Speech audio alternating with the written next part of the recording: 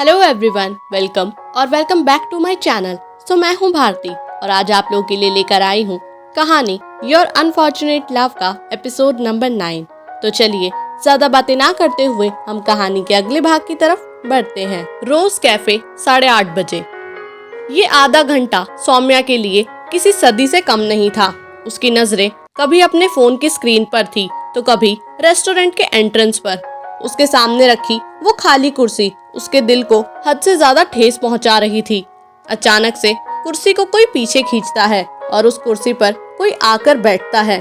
ऐसे बहुत कम लोग होते हैं जिनके साथ हुई पहली मुलाकात इतनी बुरी होती है कि हमें उस इंसान से नफरत हो जाती है। आज के दिन सौम्या भी एक ऐसे ही इंसान से पहली बार मिली थी जिसे उसे नफरत हो गई थी। फिलहाल वही इंसान सौम्या के सामने बैठा था। ये और कोई नहीं बल्कि रायमा थी। रायमा के कान पर फोन लगा हुआ था। रायमा अपने फोन को नीचे रखती है और उसे स्पीकर पर डाल देती है। फोन से अगली आवाज प्रेम की आती है जो कह रहा था, प्यार बहुत अजीब चीज है, बट ये बात है कि अगर किसी को एक बार किसी से प्यार हो जाता है तो फिर उस इंसान को भुला पाना बहुत मुश्किल होता है। इनफैक्ट तुम बिलीव नहीं करोगी कि मुझे आज तक किसी से प्यार ही नहीं हुआ, पर तुम्हारे आने के बाद से मुझे ऐसा लगता है जैसे मुझे तुमसे प्यार।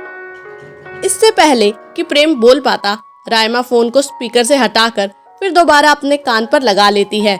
कुछ ही सेकंड बाद रायमा के चेहरे पर मुस्कुराहट और बढ़ जाती है। रायमा कहती है, मुझे लगता है कि मैं भी तुमसे। इसके आगे के शब्द सुनने के लिए शायद सौम्या तैयार नहीं थी। उसके हाथ कपकपा रहे थे और अचानक से पानी का ग्लास उसके कपकपाते हाथों की वजह से रायमा की तरफ गिर जाता है। रायमा के कपड़े गीले हो जाते हैं और वो बोलते बोलते रायमा बीच में रुक जाती है। प्रेम, मैं तुम्हें थोड़ी देर में फोन करती हूँ। ये कहकर वो फोन को रख देती है। सौम्या अपनी रुआसी आवाज में कहती है, आई एम सॉरी, वो तुम मेरे साथ वॉशरूम में चलो, मैं तुम्हारी हेल्प कर देती हूँ। रायमा के चेहरे पर मुस्कुराहट बरकरार थी। सौम्या उसके पीछे पीछे वॉशरूम में जाती है। देखने में सौम्या बहुत शांत लगती थी, पर उसकी आंखें कुछ और ही कह रही थी। रायमा जैसे ही वॉशरूम में घुसती है, सौम्या पीछे से उसे धक्का दे देती है और आगे आकर उसका गला पकड़ लेती है। मेरा है वो, अपनी खुशी से मेरे साथ रहे तो सही, वरना जबरदस्ती भी मैं उसे अपने साथ रखने का दम रखती हूँ।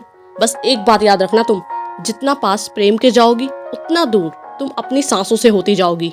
कहते हैं कि प्यार में या तो पूरे तरीके से कोई हार सकता है या फिर जीत सकता है।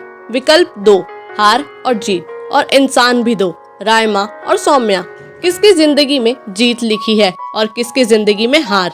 जानने के लिए सुनते रहिए कहानी your unfortunate love. Thank you.